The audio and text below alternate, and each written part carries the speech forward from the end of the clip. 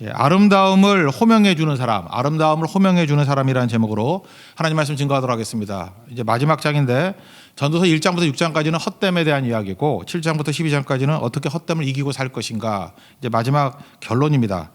1절부터 8절까지 이제 전반부 내용은 그냥 1절에 있는 말씀 그대로예요. 공고한 날이 오기 전에 창조주를 기억하라. 그러니까 1절과 2절을 이제 읽어보면 반복되는 게 전에라는 말이 3번 나오잖아. 뭐 하기 전에, 뭐 하기 전에. 그게 무슨 뜻입니까? 인생은 2가지 인생이 있다 그러죠. 수리 인생이 있고 정비 인생이 있다고. 전에 하는 걸 정비라 그러잖아요. 그러니까 자동차도 정비하면은 뭐 나사 몇 개만 이렇게 조여주면 될 거. 이게 만약에 고속도로 같은 데서 자동차가 망가져 버리면 뭐 사람 불러야 되고 또 굉장히 몇 시간 걸리고 또 위험해질 수도 있겠죠. 그러니까 수리 인생은 작게는 10배, 크게는 뭐 100배 이상 차이가 나버리는 거죠. 그래서 오늘 무슨 얘기를 하는 거예요? 지혜자는 이 수리 인생이 아니라 정비 인생, 전에 이렇게 준비하는 인생을 갖는다. 그렇게 얘기한다는 것입니다. 그래서 제가 이게 아파 보니까 이게 특징이 뭐냐면요. 그 아플 때 뭐 기도한다 그러잖아요. 근데 막상 아파 보니까 기도 못 해요. 아무 생각도 없고 뭐 그런 힘도 없더라고요. 그러니까 기도는 언제 해야 됩니까? 정비하듯이 이렇게 움직일 수 있을 때, 그때 하는 게 중요하다. 그런 거를 말하고 있습니다. 1절과 2절 한번 읽어보죠. 시작. 너는 청년의 때 너희 창조자를 기억하라. 곧 공고한 날이 이르기 전에 나는 아무 낙이 없다고 할 해들이 가깝기 전에 해와 빛과 달과 별들이 어둡기 전에 비 뒤에 구름이 다시 일어나기 전에 그리하라. 여기 청년 그러니까 사실은 뭐 청년들 모임에서 이 전도서 12장 말씀을 많이 설교를 합니다. 근데 여기서 청년이라는 뜻은 나이가 젊다라기보다는 힘이 있을 때, 그런 의미가 더 강합니다. 힘이 있을 때, 자기 힘으로 뭘 할 수 있을 때, 내가 나를 이렇게 컨트롤할 수 있을 때, 그게 청년이에요. 오늘 이렇게 새벽기도 나오신 분들은 다 청년입니다. 여기 개념에 의하면 내가 오고 싶으면 올 수 있잖아요. 이렇게 내가 의사결정에 따라서 움직일 수 있을 때, 그 공고한 날은 뭐예요? 여기 공고한 날 그럴 때는 그 청년의 반대 개념이에요. 내 마음대로 못할 때, 내가 나를 컨트롤할 수 없을 때. 뭐 언제겠어요? 뭐 갑자기 추워가지고 아무것도 못하거나, 또는 갑자기 죽거나 아무것도 못하잖아요. 병들거나 뭐 감옥에 갇히거나 훅 하고 들어온다는 거예요. 인생이. 이거 뭐 예고해서 오는 게 아니라는 것입니다. 그러니까 청년의 때는 뭐예요? 할 수 있을 때예요. 할 수 있을 때 무조건 해야 된다는 거예요. 잠깐 미루다가 뭐 나중에 선교 갈게, 뭐 나중에 기도할게, 나중에 예배할게, 그러다 지옥 가 있을 거예요. 죽을 거예요. 그거. 그런 사람 되게 많이 봤다고. 요즘에는 바쁘다라는 말이 모든 것을 커버하는 해명 아닙니까? 뭐 이렇게 하면은 바빠서요. 그럼 더 얘기도 안 해요. 바쁜 게 무슨 뭐 암행어사 마패예요? 바쁘다. 제가 입에 달고 다니는 사람 봤어요. 바쁘다. 그럼 죽었어요. 들을 수도 없어요. 더 이상. 바쁘다 그러다가 죽어버렸다고. 그러니까 우리가 그럴 수 있다라는 것입니다. 그러니까 청년이라는 건 뭐냐 하면 할 수 있을 때예요. 내가 지금 걸을 수 있을 때, 예배할 수 있을 때, 또 헌신할 수 있을 때, 그런 의미라는 것입니다. 그때에 창조자를 기억하라, 그런 의미입니다. 창조자, 이게 여러분이 좀 관심을 갖고 보셨는지 모르겠지만 전도서 전체에서 보면 하나님을 묘사할 때는 엘로힘, 그래서 번역도 하나님이라고 번역돼 있어요. 근데 여기만 창조주라고 돼 있죠. 좀 특이하지 않습니까? 창조하다라는 히브리 단어 뭐라도 되는데 바라라는 단어거든요. 바라에서 나는 보르에카라는 파생어예요. 그러니까 만드신 분, 그런 뜻이에요. 만드신 분. 그러니까 우리를 존재하게 하신 분, 그런 뜻으로 쓴 거라고요. 이거 반대말이 우리가 지음 받았다 그럴 때 피조물 그러잖아요. 지음 받았다. 그러니까 요거에 맞게 번역을 한다 그러면 조물주예요. 근데 뭐 말이 좀 이상하잖아요. 그래서 창조주로 번역한 거라고요. 그러니까 조물주란 개념이에요. 조물주. 만드신 분, 우리를 존재하게 만드신 분. 그러니까 요 말의 반대말은 피조물이에요. 피조물로서의 창조주, 만드신 분, 그런 뜻이라는 것입니다. 사실 그분을 기억하라는 거예요. 창조주 하나님을 계속해서 기억하는 것이 꼭 필요하다. 이거 상호적인 개념을 이걸 쓰거든요. 기억이라는 단어. 그래서 이 전에라는 단어가 중요하고 또 기억하는 거예요. 기억. 하나님을 기억하는 거, 창조주를 기억하는 거. 내가 기억하면 하나님도 나를 기억해 주셔요. 항상 이게 상호적이에요. 이 단어는. 기억이라는 단어는 상호적인 의미가 꼭 있다는 것입니다. 사무엘상 2장 30절 좀 비슷한 말씀이 있죠. 나를 존중히 여기는 자를 내가 존중히 여기고 나를 멸시하는 자를 내가 경멸한다. 이게 상호적이죠. 그런 개념으로서의 기억이라는 것입니다. 이 기억이라는 것은 지킨다라는 뜻도 있거든요. 지킨다. 이렇게 뭐 이렇게 수호한다, 지킨다, 뭐 이런 뜻도 있는데, 이건 뭐 히브리 알아들어요. 자카르라는 단어인데, 자카르에서 알 수 있는 게 스가랴 선지자 할 때 자카르 플러스 하나님을 약자로 야라 그러잖아요. 자카랴 플러스 야, 그래서 스가랴예요.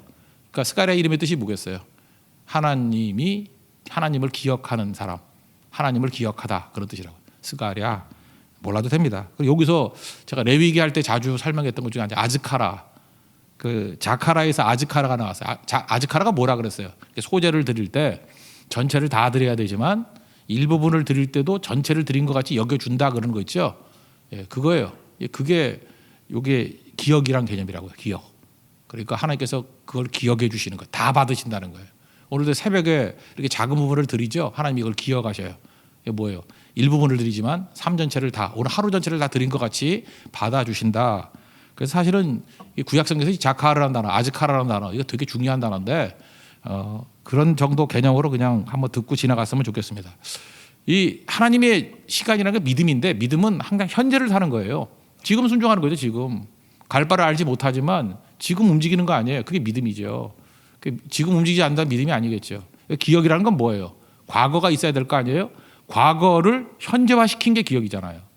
그러니까 우리 크리스찬들의 특징이 뭐냐면 모든 걸 다 현재화시켜 버리는 거예요. 현재는 믿음으로 걸어가고, 그죠? 과거는 그죠? 과거를 현재화시켜서 기억하는 거예요. 미래는 그 소망, 비전을 가지고 미래는 소망으로 현재화시켜 버리는 거고, 그렇죠? 약속을 현재화시키는 거 아니에요. 다 어디에 다 들어가는 거예요.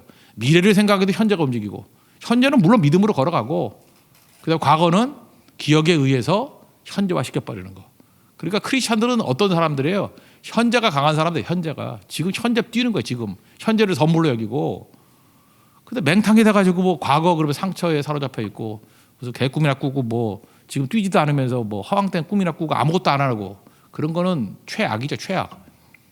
그래서 여러분들 모든 것들을 다 동원해서 현재를 강화시킬 수 있는 그런 하나님의 정되기를 바랍니다. 히브리서 3장 13절에 그런 말씀 나오잖아요. 오직 오늘이라 일컫는 동안에, 그러면서 뭐뭐뭐 하라고. 오늘이라 일컫는 동안에, 그게 믿음이에요. 과거를 현재화시키고, 그리고 미래의 소망도 현재화시키는 거.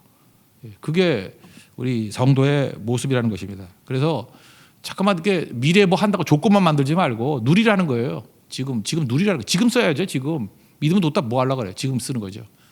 그래서 잠깐 미래로 유보하지 말고 지금 기도하고 지금 헌신하고 지금 사랑하고 지금 베풀고, 그게 꼭 필요하다라는 것입니다. 사실 그 3절부터 내용은 뭐냐면 늙었다 그러는데 이것도 나이가 아니에요. 늙었다는 게 나이라기보다는 힘이 없을 때 그런 뜻이에요. 하고 싶어도 하지 못할 때 그런 때가 오죠. 늙음이 뭐 그런 거죠. 뭐 근데 그 늙어서만 못하는 게 아니라 다른 조건으로 병들어도 못하잖아요. 그런 개념들입니다. 이거 뭐 나중에 잘 안 볼 것 같아가지고 3절 4절은 신체적인 늙음이에요. 읽어도 뭐 잘 모를 것 같으니까 한번 설명해 드릴게요. 3절 차례대로 한번 제가 읽어볼게요. 그런 날에는 집을 지키는 자들이 떨 것이며, 이거는 팔이 떨리는 걸 말한대요. 그죠? 보호하던 팔이 떨린 거다. 비유적으로. 힘 있는 자들은 구부러질 것이며, 이건 다리가 강했잖아요. 다리가 약해질 것이다. 그리고 맷돌질하는 자들이 적음으로 그칠 것이며, 이거는 예측이 될 건데 이빨이 다 빠져가지고 음식 잘 못 씹는다 그런 뜻이고, 창들로 내다보는 자가 어두워질 것이며, 이건 맞출 줄 알아야죠. 모르겠어요?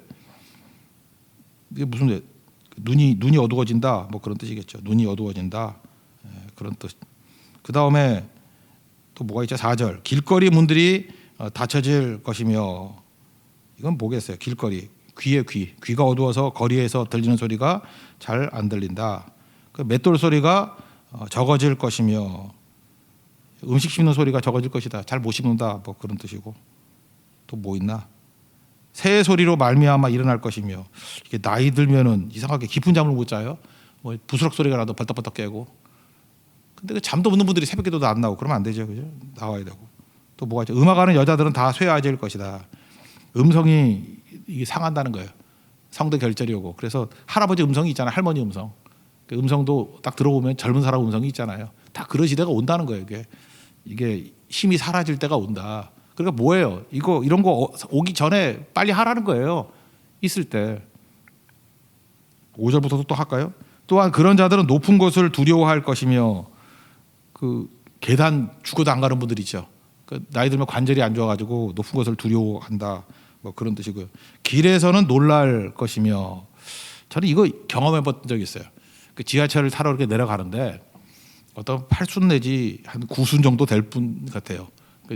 남자분인데, 남자 할아버지신데 이렇게 계단을 내려가고 있는데 그 지하철이 오잖아요. 오니까 이렇게 청년들이 후다닥 뛰어서 타려고 그러다가 내가 볼 때 세게 민 것도 아니야. 이렇게 할아버지 살짝 건드렸는데 힘이 없으니까 굴러 떨어졌어요. 그래서 하여튼간에 그런 걸로 부러졌대요. 부러졌다 그러면서 뭐 나중에 뭐 이렇게 들려오는 소식에 의하니까 뭐 6개월 이상 꼼짝을 못했다. 그러니까 여러분들 그 나이가 한 7순, 8순, 9순 이렇게 되면요 뒤에서 소리가 나면 공포를 느끼는 거예요. 왜 그렇죠? 젊었을 때야 뭐 살짝 피하면 되고 웬만한 다리 힘이 있으면 되는데 그게 죽음을 느끼는 거예요. 이러다가 죽을 수 있다. 그래서 젊은이들이 이제 해야 될 일 중에 하나가 뭐냐면 절대로 이렇게 연세 드신 분이 있으면 앞질러 가려고 그러지 말고 아니면 소리를 가지고 멀리 가든지 아니면 시간적 여유가 있으면 뒤를 좀 보호해 주세요. 두 발짝 뒤에서부터 딱 막아주고 있으라고. 그래도 헛기침 하면서 있다라는 거 보여주면서 그럼 되게 안심하고 내려갈 수 있다고.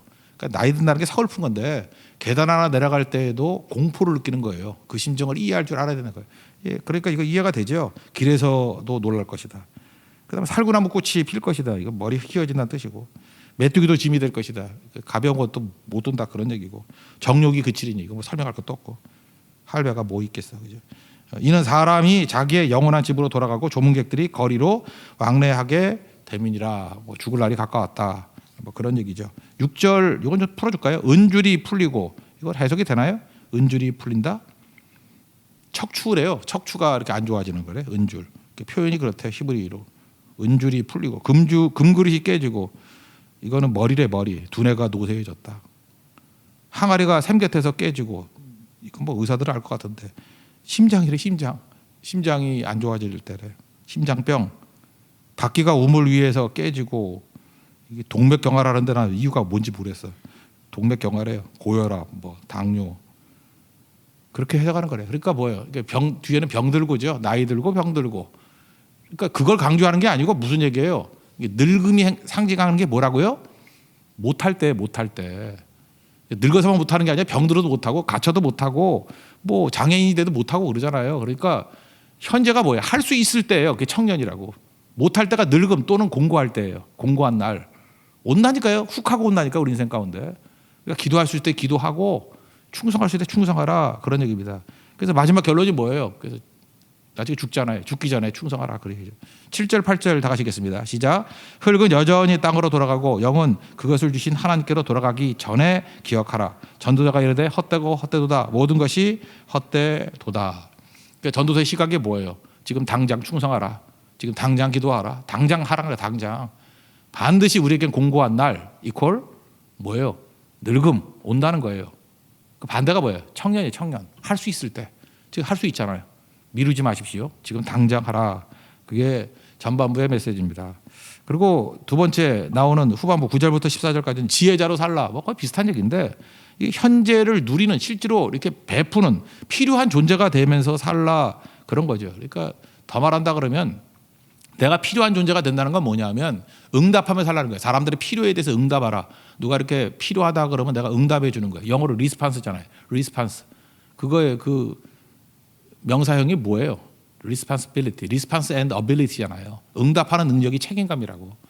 그러니까 크리스찬들은 어떻게 살아야 돼요? 책임감 가지고 살아야 돼요. 책임감이 뭐예요? 응답하는 거예요. 응답. 누가 필요가 있다 그러면 응답해 주는 거예요. 그럼 필요한 사람이 되잖아요. 내가 꼭 필요한 사람이 되기 위해서 뭐예요? 다른 사람의 필요에 대해서 응답해 줘야지 필요한 사람이 되는 거잖아요. 왜 나는 쓸모없게 여겨요? 그러고 뭐 쓸모가 없잖아. 필요에 응답을 안 하니까. 그렇지 않아요? 노래를 잘하고 막 그래. 근데 이게 찬양팀이 꼭 필요합니다. 그럴 때 뭐 나는 아침 잠이 많고 뭐 바쁘고 뭐 그럼 쓸모없는 자지 뭐 잘하면 뭐 할 거야 그거. 그렇잖아요. 써야 될 거 아니에요. 난 돈이 뭐 썩어지게 많아요. 그럼 돈 많으면 뭐 할 거야? 쓰지 않아요. 필요할 때 써야지 그거를. 그래 그 돈에 필요한 사람이 되는 거죠. 그죠? 응답하는 거죠. 리스판시빌리티. 그게 마지막 결론이에요. 그죠? 하나님 앞에서 지혜자로 산다는 것은 응답하며 살아가는 것이다. 그런 얘기입니다. 9절 10절을 한번 읽어보자. 시작. 전도자는 지혜자이어서 여전히 백성에게 지식을 가르쳤고 또 깊이 생각하고 연구하여 자문을 많이 지었으며 전도자는 힘써 아름다운 말들을 구하였나니 진리의 말씀들을 정직하게 기록하였느니라. 이 전도자라는 말이 이제 히브리 말로 그래서 이거 번역하기가 너무 힘들어서 그냥 코엘렛이라고 그냥 부르기도 해요. 이게 코엘렛 전도자라는 뜻인데 그러니까 뭐 도를 전하는 자 뭐 지혜자하고 같은 개념이죠. 전도자 코엘렛. 그러니까 가르치고 생각하고 연구하고 잠언, 자극을 주는 자, 그게 전도자라고요. 그 잠언 배울 때 이제 잠자가 무슨 잠자라 그랬어요? 바늘잠. 그래서 이렇게 찌르는 거라고. 우리에겐 자극이 필요합니다. 자극을 받아야 좀 더 나은 수준으로 올라가죠. 우리 오늘도 말씀 듣는 게 뭐예요? 자극 받는 거 아니에요. 그래서 내 현재의 삶 너머를 바라보게 만드는 거잖아요. 내 수준을 넘어보게 만드는 거. 자극이 필요한 거라고. 그래서 전도자가 하는 일은 뭐냐? 자극하는 일이다. 뭐 그런 얘기입니다. 그중에 어떻게 살아야 되느냐? 힘써 아름다운 말들을 하라 그러죠. 아름다운 말. 그러니까 우리가 다른 사람들을 만났을 때 칭찬 격려하는 게 아름다운 말일 수도 있지만 더 중요한 건 뭐냐면 그 사람의 뭘 좋은 걸 보면 아름다움을 보면은 호명해 주는 거예요. 이렇게 불러주는 거예요. 뭐 김춘수의 그 꽃이라는 뭐 시 얘기 안 해도 알죠. 이렇게 호명해 주는 거. 이분도 딱 뭐 할 거예요. 우리가 할 일이 뭐냐면 호명해 주는 거예요. 호명해 주는 거. 예를 들어서 어떤 사람이 어려움 당한 사람 옆에서 묵묵히 지켜주고 있을 때 그때 우리 뭐라 그래요? 호명해 줘야 돼요. 넌 참 좋은 위로자구나. 내가 저 사람이 위로받는 걸 봤어. 그렇게 호명해 주면 특징이 뭐죠? 들으니까 좋잖아요. 그러니까 반복의 가능성이 커지죠. 이렇게 아름다움을 호명해 주면 반복해 줄 거 아니에요. 너 웃는 게 참 예뻐. 너는 그 표정이 딱 좋아. 그럼 그 사람도 좋은 거 아니에요. 그 표정 계속 지을 거 아니야. 좋다 그러니까. 호명해 주면 그 표정을 계속 지을 거야. 나도 기분 좋아지고. 본인도 모르잖아요. 어떤 표정이 좋은 건지. 거울 보고 혼자 연습한다고 되나. 그러니까 우리가 반응해 줘야 돼요. 왜 어떤 사람이 우중충하게 지내느냐. 그 친구들이 안 좋아서 그래요. 친구들이 우중충한 걸 아무 얘기를 안 해줘서 그래. 근데 그 우중충, 그 9번 우중충하다 한 번 좀 나아질 때가 있잖아요. 그때 호명해 주래요. 바로 그거야. 그럼 계속 그것만 표현할 거 아니에요.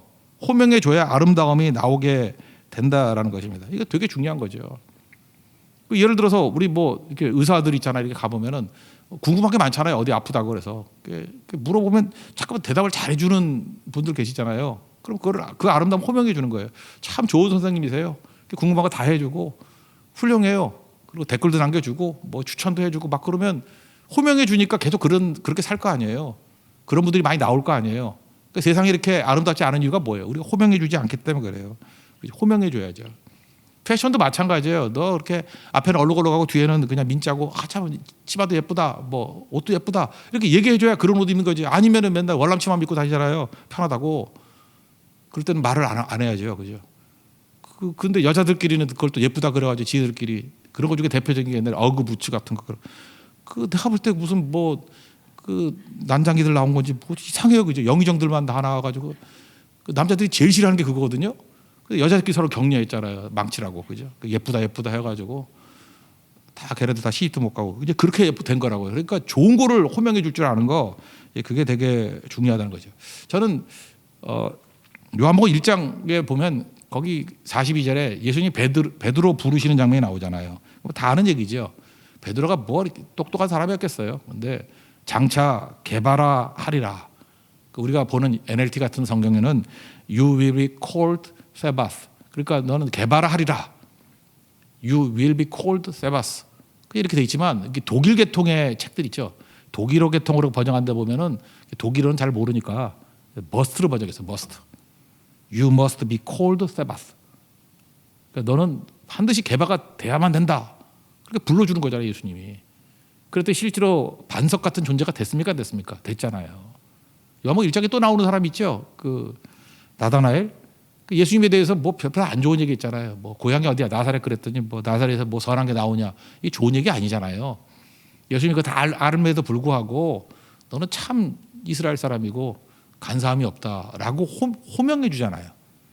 그랬더니 그렇게 살게 되잖아요.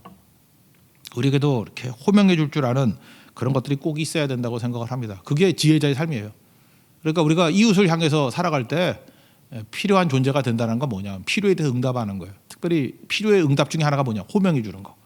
자꾸 호명해 주십시오. 그럼 너무너무 아름다운 모습으로 살 수 있다라는 것입니다. 그 다음에 11절 한번 읽어볼까? 11절 시작. 지혜자들의 말씀들은 찌르는 채찍들 같고 회중의 스승들의 말씀들은 잘 박힌 목 같으니 다 한 목자가 주신 바이니라. 찌르는 채찍은 그 시편 23편에 나오는 막대기하고 비슷한 거래요. 이렇게 양들이 갈 때 막대기를 이렇게 일로 가 이렇게 가드레일 같은 역할을 해주는 거. 딴 데로 약간 튀잖아. 그러니까 막대기로. 그러니까 찌르는 채찍 그런 용도래요. 그런 용도. 근데 특별히 이런 우리도 마찬가지 하나님 말씀을 듣고 이렇게 가드레일 같이 어디 벗어나면 안 되는 거죠. 그래서 잘 줄을 따라갈 수 있는 거. 그다음에 잘 박힌 못. 이거는 기억이 나는데 제가 옛날에 뭐 꽤 됐네 시간도 뭐 십몇 년 더 된 것 같은데 일본 선교 갈 때마다 그 어떤 교회에 제가 묵는 방이 있었어요. 거기 선교사님이 거기 묵으라 그래서 뭐 조그만 방이에요. 뭐 사람 하나 두고 가방 놓으면 없을 방인데. 근데 내가 그 방 지금도 기억나는데 한 10년 넘게 쓴 것 같아. 근데 그 방을 내가 너무 좋아했던 이유가 뭐냐면 정말 시멘트에 못이 하나 엄청나게 잘 박혀 있어. 제가 옷을 한 10개를 걸어도요 안 떨어져. 나 그래서 그 못 그러면 이 전도서 12장 생각나. 잘 박힌 못. 나중에 내가 그 여행 가방 그 말고 있잖아요. 그렇게 매는 거 뭐 이렇게 그런 것도 걸어놔도 끄떡이 없어요. 그래서 일본은 좁잖아요. 좁은데 물건 처리할 때 그 잘 박힌 못에 엄청 걸었어. 왜냐하면 뭐 늘어놓으면 어디 앉을 자리가 없기 때문에. 그래서 그런 생각이 들더라고. 근데 우리 집은 어떻게 된 건지 뭐 플라스틱을 만들었는지 옷 2개 걸었더니 부러지고 너무 부러져가지고 지금 잘 안 박힌 목이신지 무슨 플라스틱 목인지 그래요. 그래서 하나님 앞에서 이게 말씀이 잘 박힌 목과 같이 여러분 새겨지면은요, 여러분 인생을 걸어도 걸릴 수 있는 인생이 된다고. 여러분 하나님 말씀이 잘 박힌 목과 같이 가슴에 새겨지기를 원합니다. 그거예요. 그런 얘기들. 12절 읽겠습니다. 시작. 내 아들아 또 이것들로부터 정죄를 받으라. 많은 책들을 짓는 것은 끝이 없고 많이 공부하는 것은 몸을 피곤하게 하느니라. 뒷말은 이제 그만 쓸게 그런 뜻이에요. 아무것도 아니고. 그러니까 이것들로부터 경계를 받으라. 그리고 이제 최종적인 결론은 13절과 14절 하나님 경외하고 지키라. 심판이 있다 그 얘기입니다. 13, 14절 다 같이 읽겠습니다. 시작. 일의 결국을 다 들었으니 하나님을 경외하고 그의 명령들을 지킬지어다. 이것이 모든 사람의 본분이니라. 하나님은 모든 행위와 모든 은밀한 일을 성안악간에 심판하시리라. 그의 명령들을 지킬지어다. 이게 기억이란 자카드란 단어가 똑같은 거예요. 그죠? 지키다 또는 기억하다. 그러니까 뭐 하나님 경외하고 하나님 기억해라. 기억하라가 뭐예요? 지키다, 자카드. 그죠? 기억해라. 여러분 세상 살아가는 데는 세상에서 말하는 사는 법이 있죠. 그러니까 무슨 족 그러잖아요. 옛날에는 욜로족 그랬는데 욜로족의 특징이 뭐죠? 현재를 살라는 거 아니에요. 그러면 전도사하고 비슷한 것 같지만 다르죠. 전도사에 말하는 거와 다른 게 뭐예요? 현재의 쾌락이에요. 쾌락. 현재 행복, 뭐 소확행 이러면서 뭐 맨날 어디 싸돌아다니고 호텔 다니고 뭐 외국 여행 다니고 뭐 맨날 그런 애들 있죠. 맛있는 거 찍고 올리고 있는 돈 거기 다 써버리고. 그러니까 뭐 욜로족의 특징이 무엇입니까? 인생은 한 번뿐이라는 거예요. 욜로의 특징이 뭐예요? 그 뭐 약자라면 you only live once. 한 번 산다고 앞자 딴 거 아니에요. 욜로. 그러니까 이 사람들의 특징이 뭐예요? 미래도 없고 자기를 위해서 쓰잖아. 이웃도 없고 리스판스 없고 오직 나밖에 없고 오직 내 행동. 욜로족은 그냥 죄송한 얘기지만 시편과 잠언과 전도서에서 말하는 악인이에요. 악인. 악인의 삶이에요. 딱 욜로족이. 나 너무 심했나? 심하지 않은 것 같아. 이게 악인이에요. 악인. 하나님 없는 삶이잖아요. 악인. 나밖에 모르는 사람. 악인. 이게 바벨의 삶이에요. 그러니까 욜로족은 아니죠. 요즘에 또 뭐가 나오냐? 파이어족이래. 그래서 파이어족 뭐 불이 붙었나? 성령의 불 같은 성령이 붙었나? 근데 그게 아니고 그러니까 financial independence. 그러니까 40살이 되기 전에 그게 가능한가? 경제가 독립되고 financially independence 독립되고 그 다음에 retire early 조기 은퇴. 뭐 어떻게 돈을 벌지 뭐지 한 40살쯤에 돈 왕창 벌어가지고 은퇴하고 그 다음부터는 내 멋대로 살겠다. 잘 들어보니까 그게 미니 솔로몬이야. 솔로몬이 그랬잖아요. 솔로몬이 40살 되기 전에 뭐 있을 거 다 가졌잖아요. 그죠? 다 갖고 내 마음대로. 그러면 그 삶이 될까요? 그래서 내가 볼 때 파이어족이라고 말하는 것도 헛된 인생, 솔로몬의 헛된 인생이 말하는 그 얘기밖에 안 돼요. 지금 많은 젊은이들이 욜로족 아니면 파이어족 그래서 뭐 대박 터트리든지 뭐 주식을 하든지 뭘 해가지고 한 40대 중반 전에 돈 왕창 벌어서 그 다음부터 놀고 먹기로 살겠다. 내가 원하는 거 하고 살겠다라고 하는 것이 사실 솔로몬이 이렇게 살았잖아요. 근데 그거 아니라는 거 알겠죠. 그러므로 오늘 결론이 이거예요. 하나님 경외하고 하나님 기억하고 지키고 살라는 거예요. 이게 뭘까요? 우리도 무슨 족 하나 붙이면 NIBC족, 그죠? Not I, but Christ족이라고 부리는. 그러니까 뭐 예배하는 거죠. 나는 죽고 예수로 사는 NIBC족. 그 전도서 핵심이 그거예요. 하나님 경외하고 한 목자 대신 예수님이 따르고 나는 죽이고 예수로 살면 최고의 인생이 되겠다. 이게 결론입니다. 여러분 욜로족도 아니고 파이어족도 아니고 NIBC족 되는 축복과 은혜가 넘치기를 기원합니다. 자리에 서겠습니다. 나는 주님께 속한 자 찬양하겠습니다.